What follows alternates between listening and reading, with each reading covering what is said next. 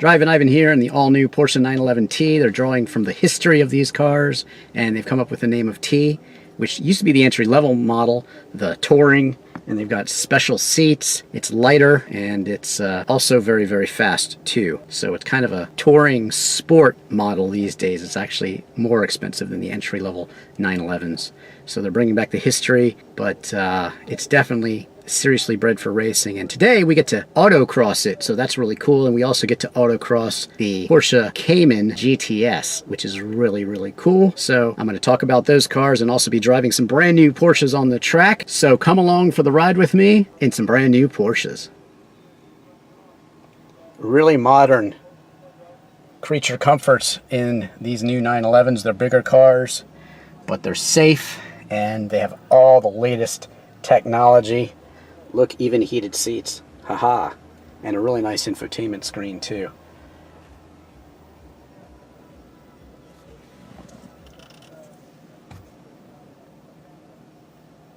There's a lot of tight current.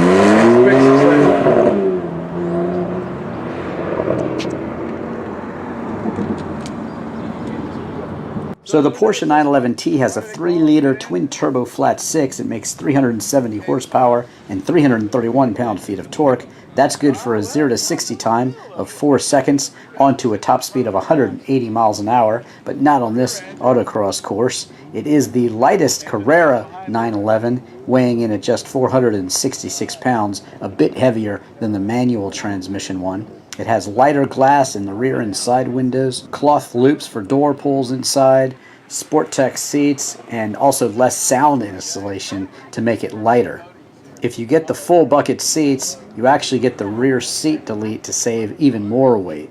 To me, the 911T is definitely a special Porsche. I think it'll have future collectability, and man, is it really, really fun and responsive to drive around this autocross course. Now on to the Cayman GTS. So the Cayman GTS, a 2.5-liter boxer flat 4, making 365 horsepower, 317 pound-feet of torque with a 0 to 60 time of 3.9 and a top speed of 180 miles an hour. Pricing starts at $80,850, and that's almost $30,000 cheaper than the 911T. But that being said, well, I do prefer the 911. Even though the Cayman GTS is extremely balanced, and they're about the same in terms of speed and I think lap time on this autocross course for most drivers. But the 911 has over 50 years of history, and they've just engineered out all the flaws, and it's just the traditional favorite to me. I love the 911T. That won't be, I don't ever see him putting No, putting a very special light option. Because then you're defeating the purpose, part of the purpose. Wow. It's just, I love about the 911 that it's the same. You can go all the way back to the first Porsches in the mid-60s, and it's basically the same. Key on the left for the Formula One Grand Prix start. It's just, the history of the 911 is what's so important. And driving it on the track is really, really a special opportunity. And I'm grateful to Porsche Alexandria for that. But driving it in a fresh rain is also quite fun. So here we go, and let's see what we got.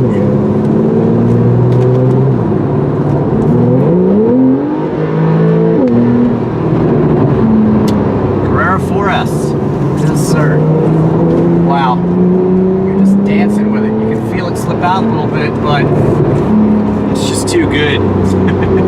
I just reviewed the 997 Targa 4S and was extremely impressed with its road holding. And oh god, it's so good. Oh.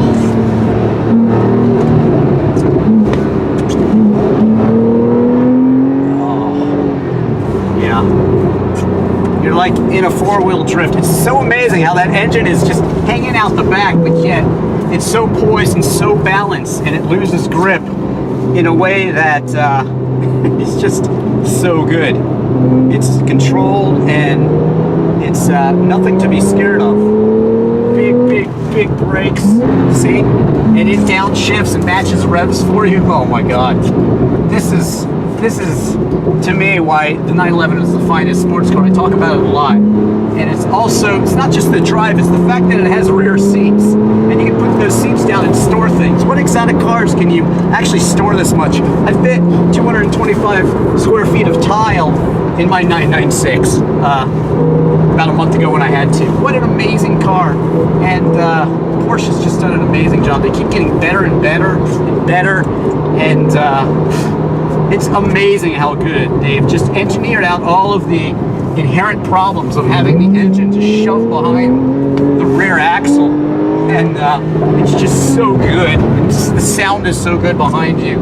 These are incredible cars, and if you're looking for a usable exotic car, you really owe it to yourself to drive a 911. One of my favorite things about the 911 is staring down the nose. And it's just the history of those round headlights up there. Well, fried egg headlights in the 996, but still, it's just that view you have over the hood of the car. And we're on a wet track here, so it should be an interesting experience. Just listen to that engine behind us. I mean, it's just so awesome. Great sounds. There's nothing like having that engine behind you.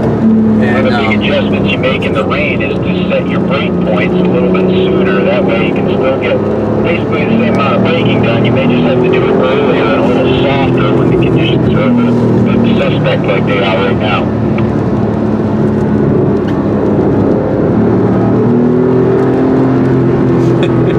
Such a difference between the 911 and the Macan. But again, never knock your Porsche SUVs, because one of the reasons Porsche is so successful is because they brought out the Cayenne. That really saved the company a bit. And first time they tried to kill themselves was with the 928, replacing the 911. Nah, that's not going to happen. The 911 is the car for Porsche.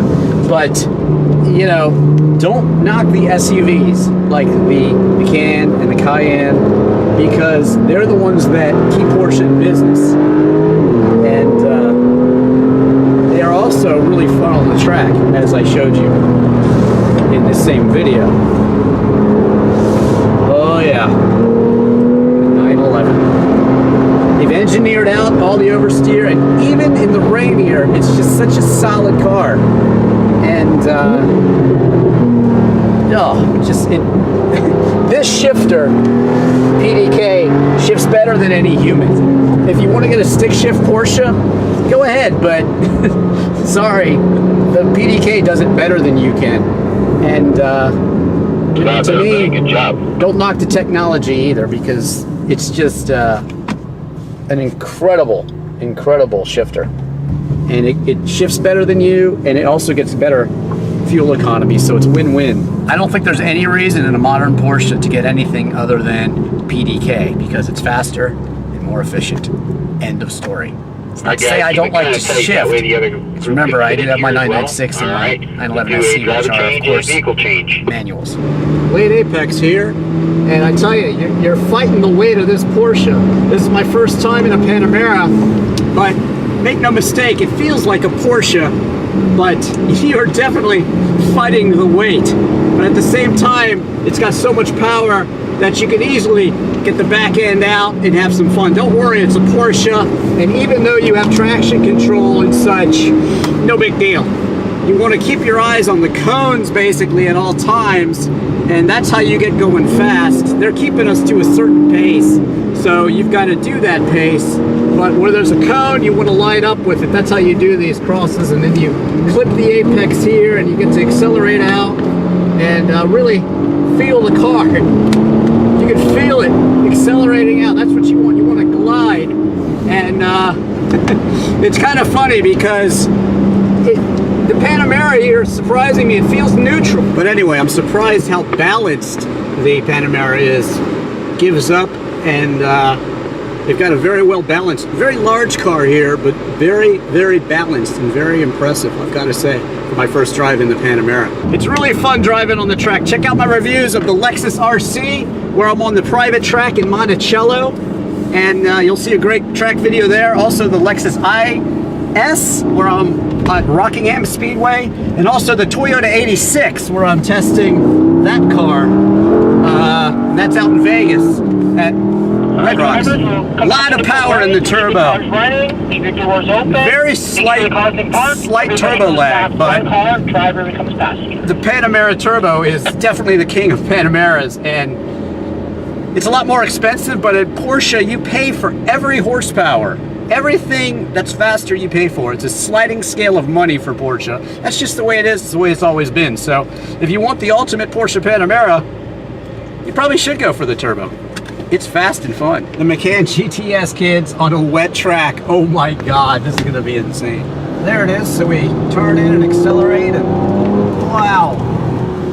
Fighting the car a little bit, trying to stay on the right line, but squeezing the throttle and a lot of grip. Quick brush of the brake there to help get some weight onto those front tires for the following turns. A lot of grip here. And we're going to stay about middle of the track here on the entry of this big long right-hander. What we're looking to do is bring the car down to the inside upon the exit. That way we've got a nice straight shot to our next braking zone.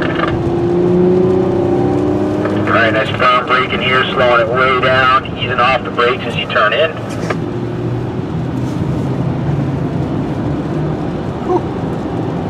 Definitely getting loose a little bit, having some fun. Just very predictable. I'm probably the only one in the world that doesn't like Alcantara, so I don't like the Alcantara steering wheel. Hate the feel of it. It's like velvet to me. Ugh. I like leather and lace, but not velvet. Anyway, the GTS is impressive. You're full on the throttle and driving the hell out of it. We have to brake a little earlier this time, gang. Again, the wet is a little bit of an unknown here, especially when it's early like this. It could still be pretty slick.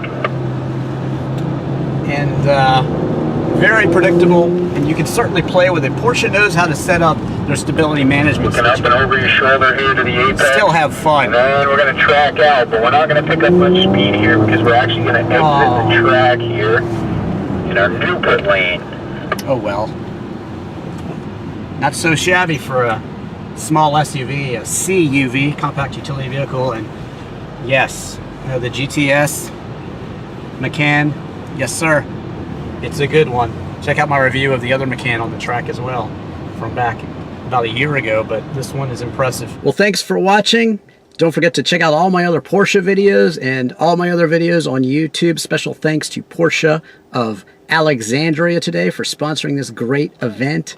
And there you have it. Check out all my other car videos, disc golf videos, documentaries, literal video for Chris Isaac's Wicked Game. I'm Drivin Ivan.